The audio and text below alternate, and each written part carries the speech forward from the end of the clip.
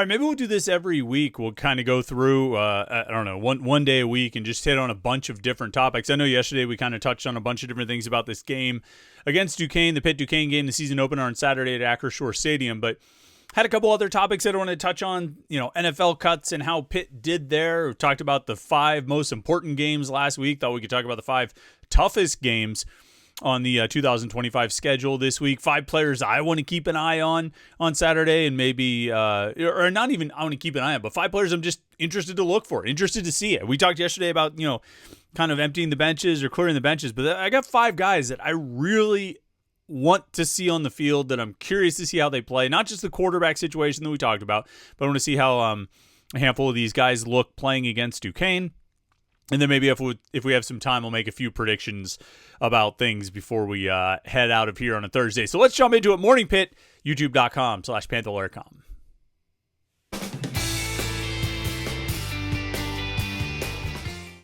All right, it's the Thursday edition of the Morning Pitt here on youtube.com/Panther-Lair.com. I'm Chris Peak from Panther-Lair.com. You see the website below, and you already know it. It's Panther-Lair.com, the Pitt site on the 24/7 Sports Network.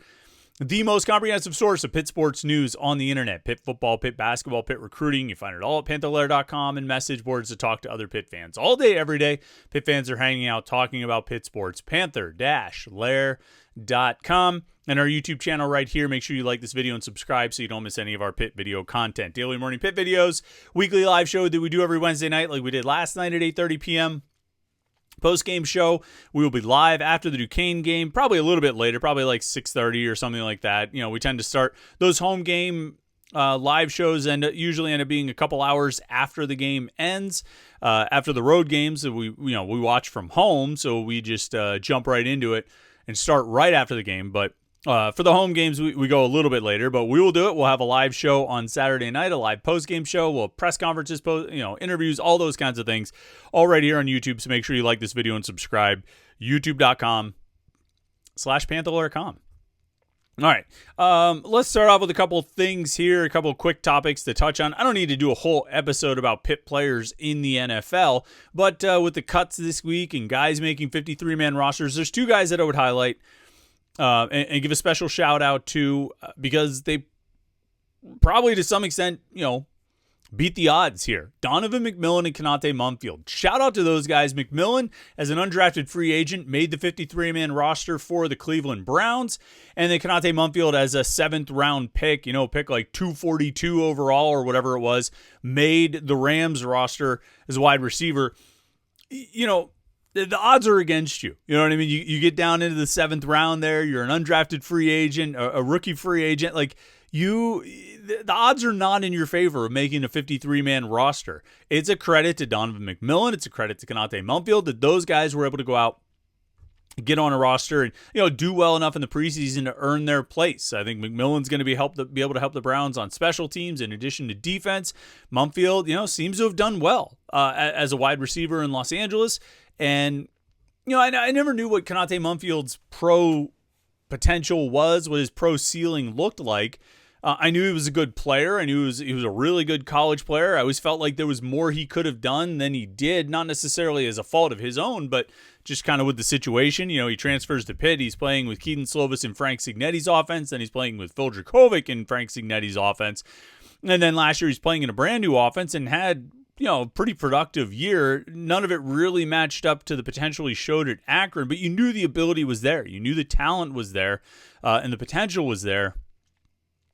And now he's going to get a chance to show it in the NFL. So I think a major shout out to him for making the Rams 53-man roster as a 7th-round draft pick. And like I say, major shout out to Donovan McMillan for making the Browns as an undrafted free agent. I think he's I think both of those guys, we'll get a chance to see if McMillan plays when, twice a year, sometimes 3 times when the Steelers play the Browns.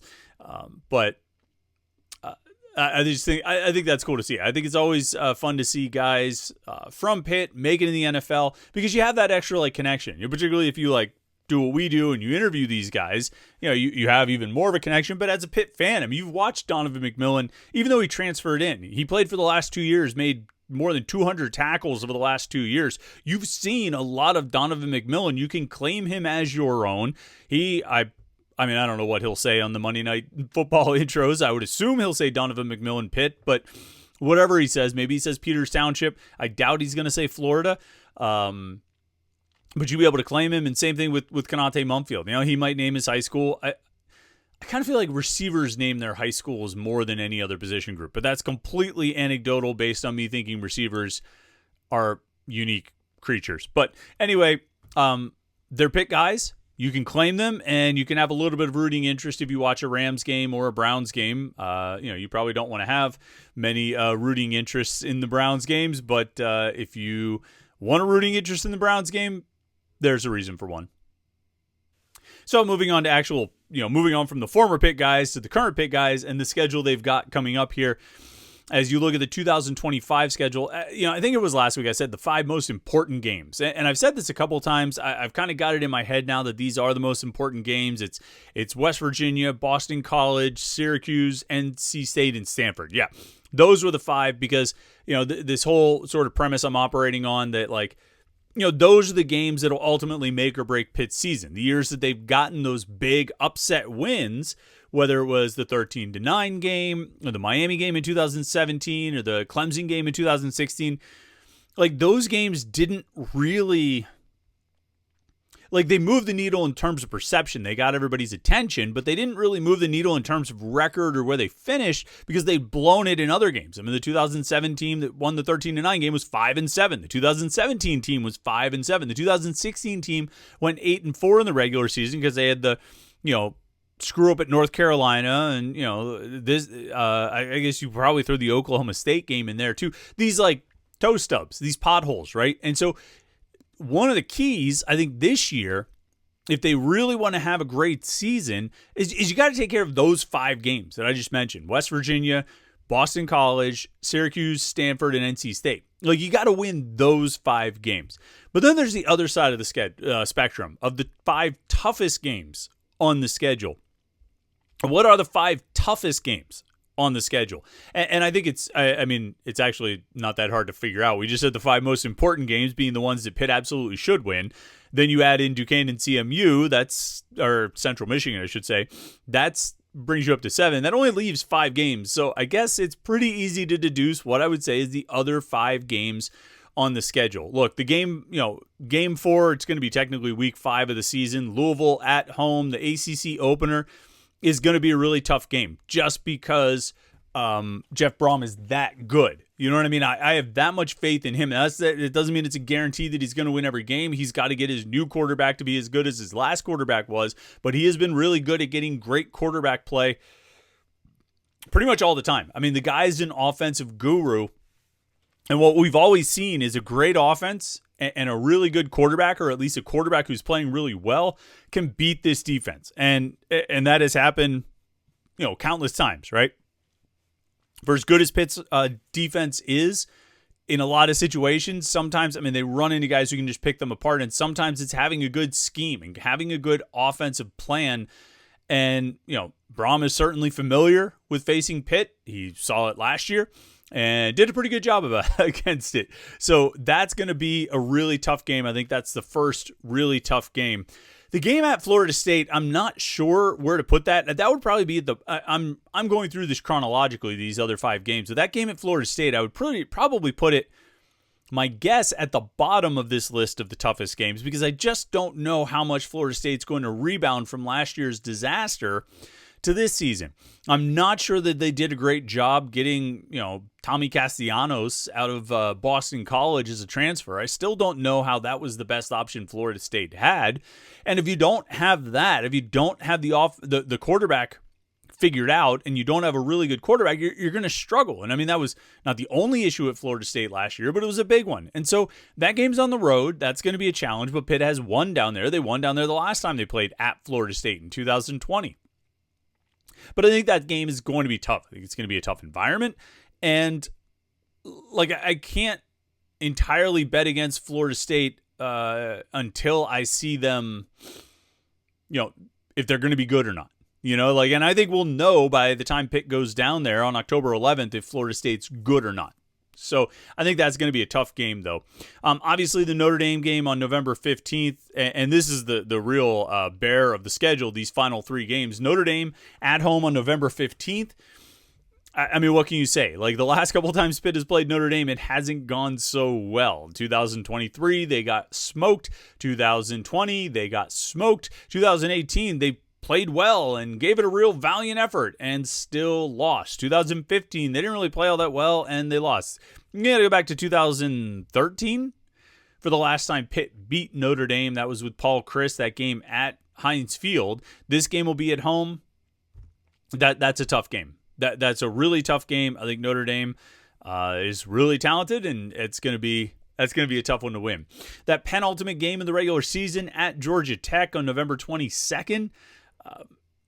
I think you go on the road. I think Georgia Tech has been steadily building a pretty competitive program. I think Georgia Tech is, I often sort of dismiss Boston College, even though Boston College is 1-3 against Pat Narduzzi.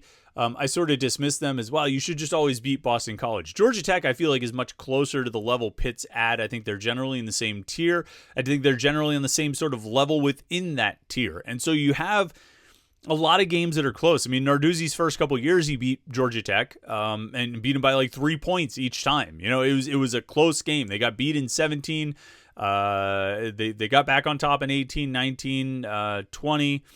Trying to remember the last time they lost to Georgia Tech. They beat them, at the end of the COVID year. They won that one. They beat them in 21. They lost to them in 2022. How could I forget that game? Like 4 days after Jeff Collins got fired, and then they haven't played him in the last 2 seasons. I just think it can be a really challenging game. I think they're often 2 evenly matched teams, and you're going on the road, which can be a tough situation. Even though I don't think the environment at Georgia Tech is some crazy intimidating environment, but I think it's a challenge anytime you're on the road. You're always going to be at a little bit of a disadvantage just by being out of your comfort zone. So against an evenly matched team, that can be a pretty tough one. And then closing up against Miami, Mario Cristobal's coaching from the booth. Did I see that? Like, why does Miami have to do Miami things? I guess it's because they're Miami, right? But that's going to be a tough game, even if Miami has a habit of shooting itself in the foot. Even though I keep talking about, well, Miami in the last game of the regular season, that's when you want to get them because they might have quit by then. And I still believe all of that. But that's going to be a tough game nonetheless. It's a talented team, talented roster, good recruiting, good transfers. They still have Miami. They are still Miami, and that means they're liable to implode at any time. But I think that's going to be right up there. Toughest game of the season probably is Notre Dame. I think Miami's probably right behind that. Louisville, Georgia Tech, Florida State, I'd probably put it in that order as we sit here on August 28th with still waiting a couple days until the season actually starts for Pitt and most of these teams.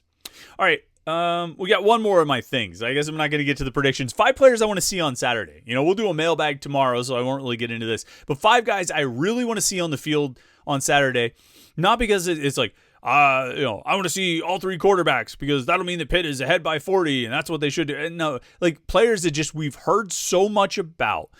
I'm really just looking forward to seeing them on the field and seeing what they can do.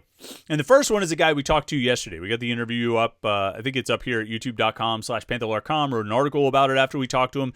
It's the running back, Juelz Goff, the redshirt freshman, who had 99 yards on 24 touches last season, all in the final 3 games, played about 90 snaps. We haven't really seen much of him, but we have seen a lot of him in high school, right? We saw him set the Central York all-time career rushing record in high school. We know he's really good. He was really good in high school, and I think the ceiling is really high for him now. He's slightly bigger than Desmond Reed. He's listed at 20 pounds heavier and 1 inch taller, so he's a little bit thicker than Desmond Reed. Like, he's got good speed, and I'm by no means am I saying that he's going to play over Desmond Reed, nor should he, but as that second back, the complementary back, who is going to get a lot of work, and that's not a reflection on Desmond Reed. It's just, he's going to get a lot of work because the second back has to get a lot of work. As the second back, like, Goff is going to be relied upon this season quite a bit. And so, this game against Duquesne, it's not so much a matter of I want to see him out there so he can get ready for the season. No, I just want to see him play. You know what I mean? I just want to see him play. The same thing goes for Blue Hicks. We've heard so much about Blue Hicks. I just want to see him play. How does he do? Get the ball in his hands. Does he take off? Does he make plays? You get some long touchdowns out of him or something? We've heard so much about Blue Hicks. We've heard a lot about Juelz Goff. I want to see them play. I want to see Josh Garrier play. Again, another guy that we've heard so much about. Get him on the field. I want to see him in action. And ditto to some extent for Shadarian Harrison. I mean, I think we did see Shadarian Harrison play in the Blue Gold game, and we saw him make a bunch of plays there. I want to see him go out there against Duquesne. I want to, he's a guy I want to see. I'm really looking forward to seeing what he looks like on the field. And the other guy would be Cam Lindsey. I think I'm excited to see how Cam Lindsey looks because he's going to play a lot. I think he was going to play a lot no matter what. But when you have those injuries to the linebackers, some of the other reserves, Jeremiah Marcelin and Jaden Bonsu being out for the season, Cam Lindsey's going to be a guy who plays even more snaps than I expected. I was already expecting him to play a decent amount. And so I'd like to see him out there. I'd like to see him out there running around, dropping into coverage, blitzing, playing against the run. How does Cam Lindsey do on Saturday? I'm really looking forward to finding out. I'm really looking forward to getting a look at him against Duquesne. So that's a handful of guys I'm really interested to see. Obviously, I want to see how Eli Holstein looks in year 2. I want to see how the offensive line holds up and this and that. But in terms of guys that maybe we haven't seen a lot of or hardly any at all, I'm really curious to see those 5 guys. Juelz Goff, Blue Hicks, Cam Lindsey, Shadarian Harrison, and Josh Garrier. All guys that have been hyped a lot throughout training camp. Now we get to see them in action. And we're going to see them throughout the season. Those guys aren't going to be just limited to the Duquesne game. We're going to see them throughout the season. And I'm looking forward to seeing them throughout the season starting on Saturday. Don't forget, we'll have the mailbag tomorrow on the Morning Pitt, so get your questions in now on the Fifth and Forbes message board at Panther-Lair.com. Go over to the website, Panther-Lair.com. You can submit your questions on the Between Fifth and Forbes message board, and we'll answer as many as we can tomorrow. Thanks so much for tuning in today. Make sure you like and subscribe. Have a good Thursday. Hope your week's been going great so far. We'll see you for the mailbag tomorrow on the Morning Pit right here on youtube.com/Panther-Lair.com.